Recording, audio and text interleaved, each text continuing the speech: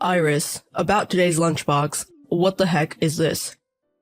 It's just leftovers from yesterday and the same stuff as this morning's breakfast. Why didn't you prepare anything for the lunchbox? I haven't seen such a poor lunchbox in a long time. You don't have to say it like that, you know? Managing the household budget is tough. We can't afford to be extravagant. Making a lunchbox doesn't cost that much, does it? Even frozen foods are tasty these days, so include some of those. They're about $1 each, right? Even small expenses add up. I'm somehow managing the food expenses, including your lunch. If it's not enough, use your own pocket money. Why should I have to supplement our food expenses with my pocket money? I hate to say this, but Alan, your take-home pay is $1,500, and we're living on that, you know? You do realize our budget is pretty tight, right? No, I don't get it. Aren't you just bad with money? I have married colleagues who eat better than this. Isn't it strange that I'm eating such a lunch even though we work for the same company? Isn't that because their wives work part-time or they get help from their parents? I wonder if it's okay for me to start working now. Even if it's not full-time, I think I can handle a part-time job. Is it okay if I say something to your mom? That's why I want you to be on my side, Alan. I understand that your mom opposes me working, but we can't go on like this. Who's going to take care of my mom shopping and doctor's appointments? My mom lives alone. Iris, her daughter-in-law, should be able to handle that. Even if I get a part-time job, I can still do pick-up and drop-off. My mom tends to contact us suddenly. I want you to be ready to act immediately. Can't you ask her to wait a bit? Then I could work and we'd have more room in our budget. No way. My mom wouldn't listen to me. And if you start a part-time job, she might start contacting me instead. My mom believes a wife should be at home. Then can you save a little more, Alan? You're shopping with credit cards apart from your pocket money, aren't you? We're running a deficit every month because of those payments. But we're getting by, aren't we? That's because I'm dipping into my savings from when I was single. If we have savings, we'll be fine, right? What are you talking about? This money is mine. It doesn't matter whose money it is now that we're married, does it? It does matter. And I want to keep it for emergencies. Is it now the emergency? By emergency, I mean in case of illness or some urgent situation. If you're opposed to me working, at least try to save. I'm already doing my best to save. I've even cut down to less than a pack of cigarettes a day. So, you're not considering quitting? There's no way I can quit smoking. You could also put more effort into our lunches and regular meals, Iris. I'm the one who's working hard every day. Shouldn't you think more about taking care of me? Alan, what's this $1,000 bill on the credit card? Sorry. I ended up buying something I needed. You know your salary is $1,500, right? What am I supposed to do with the remaining $500? That's your job, Iris. Once the rent is paid, there's nothing left. How am I supposed to deal with that? What do we do? Can we use your savings? Please don't rely on my savings. Besides, there's not much left in my savings. I've told you over and over that our budget is tight. Why do you do this? You're so annoying. It's okay once in a while, right? I'm the one who's working. I want to work too if you'd let me. I'm tired of worrying about money every month. Alan, you have your pocket money, but I don't have anything each month. I haven't bought a single thing for myself since we got married. When we got married, we promised to support each other. My salary is going to increase a bit next year, so don't get all worked up. We're talking about now, not next year. Seriously, stop it. You're going to pay for this credit card bill. What? You know I can't afford it. Then why did you use it?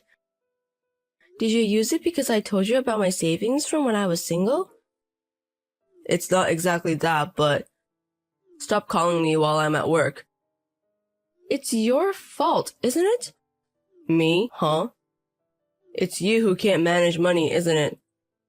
No matter how you look at it, our finances aren't balanced. I don't want to talk about money anymore. Yes, that's it. End of story. Wait, it's not over yet. When you get home, we'll talk it through again, alright? Iris, if we argue about this at home, I'll lose my temper. Got it? Why does it always end up like this? Our meals are so modest every day because you can't handle money, right? I'm working hard, yet all you do is complain. You're the one not doing anything. Don't you dare talk to me about money again. It's all because you spend too much, isn't it? What else do you want me to do? That's your job to think about it. There are even people on the internet and TV who live on $100, you know? You're lacking creativity, that's all. Don't just blindly accept that. I'm saying most of it is gone just paying rent. You're so annoying. Enough already. I'm not coming home tonight. Huh? Where are you going? To my mother-in-law's place? Enough already. I don't want to talk to you anymore. Alan, I went to the bank earlier. There was no paycheck deposited.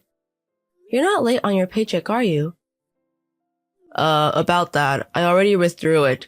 What? Why? Were you planning to hand it to me later? No, not that. I stopped putting money in for living expenses for a while. What? What do you mean?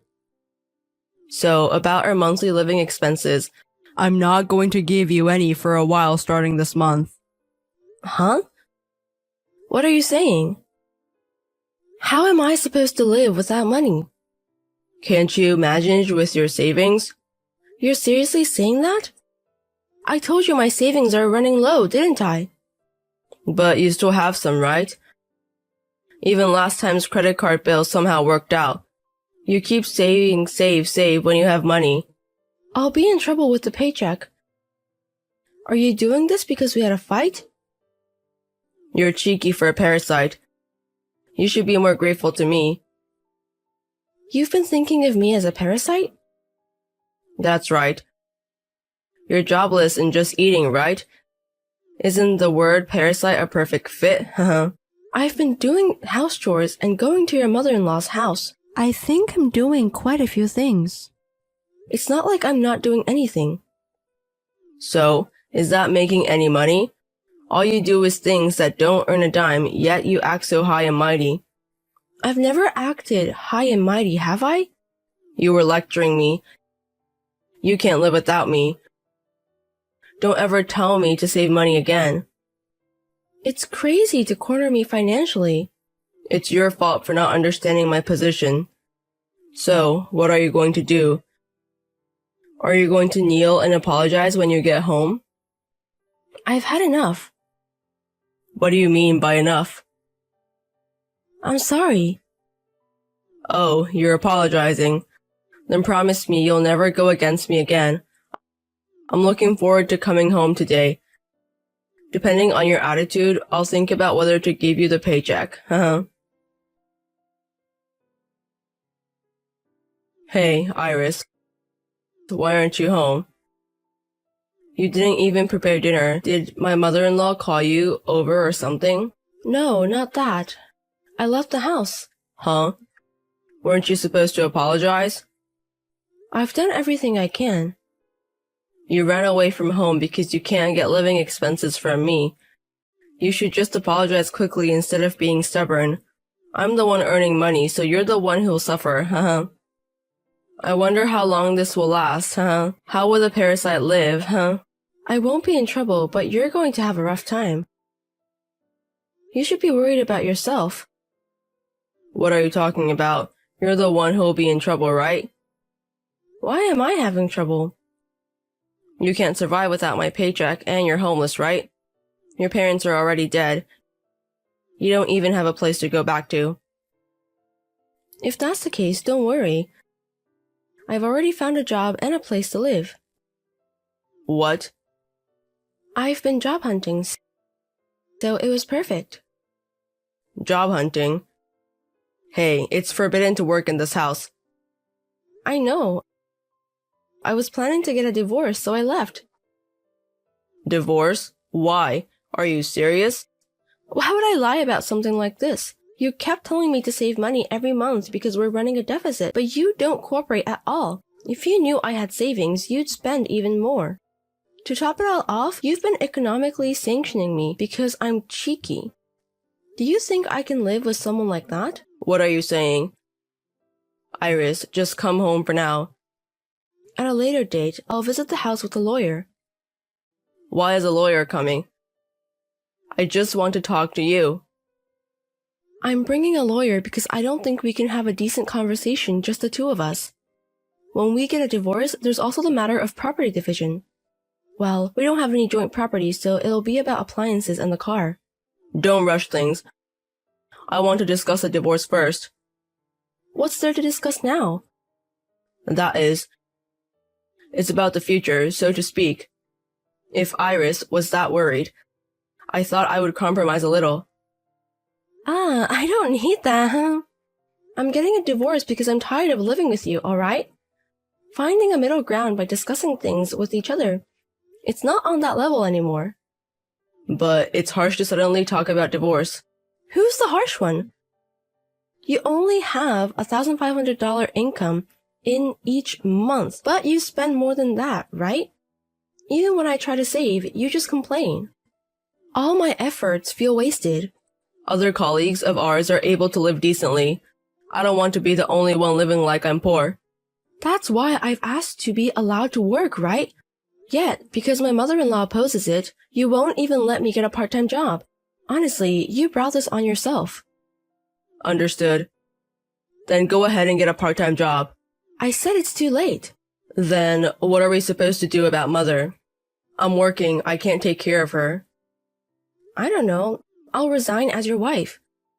Marriage was really hard up until now. Every day, like clockwork, Mother would call bossing me around. Even on weekdays, she would call me at work asking where I should take her. Wouldn't it just go back to that lifestyle? After marriage, you dumped everything on me without doing a thing. Is it because you're reluctant to divorce because you don't want to be used by your mother again? No, I've never even thought about divorce. You probably thought I couldn't get a divorce because I don't have parents to go back to, right? That's why you could treat me so poorly, right? No, it's not like that. Didn't you just say that earlier?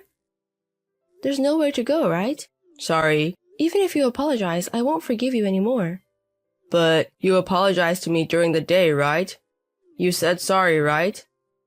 Didn't you feel at least a little bit guilty? I can't take care of you anymore, I'm sorry. That's what I meant.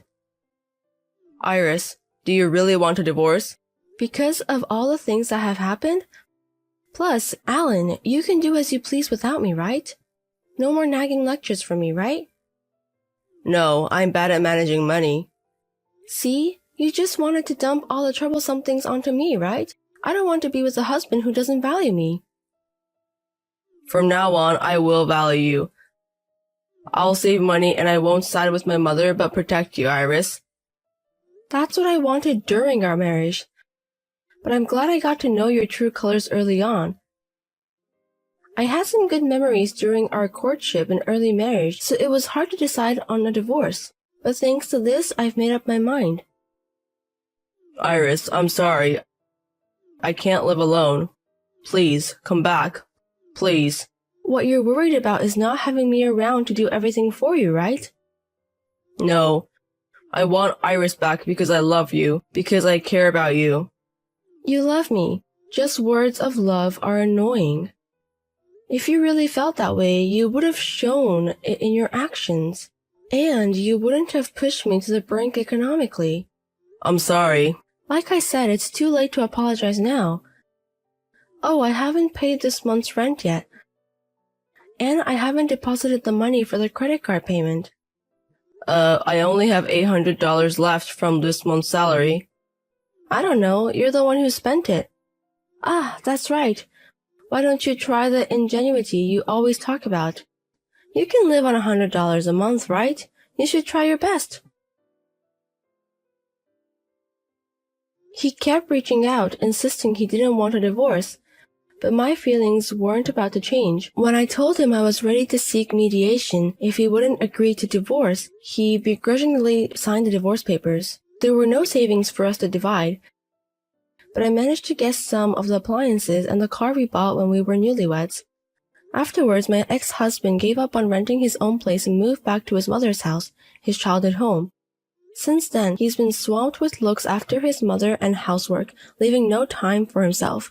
Leading a busy life, or so I hear. To be blunt, his mother is a toxic parent, a person who seems to consider her son, my ex-husband, as her own property. As a result, when he moved back home, his mother took all his earnings, and he returned to the poverty-stricken life he once led. Before we got married, I felt sorry for him and wanted to support him, but now his words and actions have left me with no such feelings.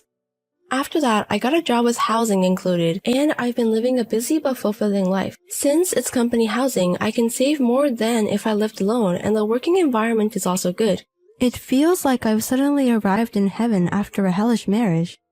Our marriage lasted less than 2 years, but life without the freedom to change, even a single favorite snack or drink, was really tough. For a while, I planned to spoil myself, indulge in some luxuries now and then, and heal myself with the money I earn. For now, I'm not interested in dating, but if I ever get the chance, I'd like to choose someone who can manage money well. Money isn't everything, but the way you use it can change your life. To that end, I want to learn more about financial literacy and start building a solid foundation for my life once again.